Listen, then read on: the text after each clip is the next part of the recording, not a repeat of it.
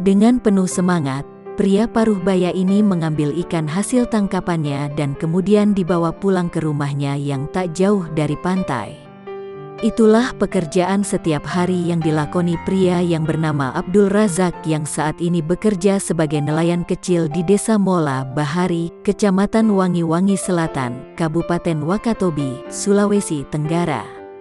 Perasaan saya waktu itu sangat senang sekali, karena bisa mendapatkan medali dan membawa nama bangsa kita Indonesia di luar negeri, kata Abdul Razak kepada Kompas.com.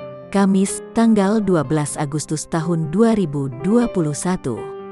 Selama menjadi atlet dayung, Abdul Razak telah banyak mengumpulkan 48 medali, yakni 36 medali emas, 8 medali perunggu, dan 4 medali perak.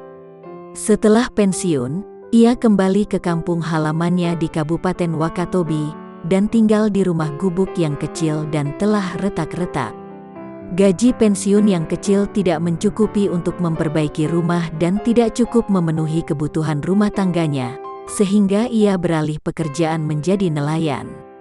Walau telah menjadi nelayan, ia tetap melatih anak-anak di sekitar rumahnya untuk menjadi atlet dayung.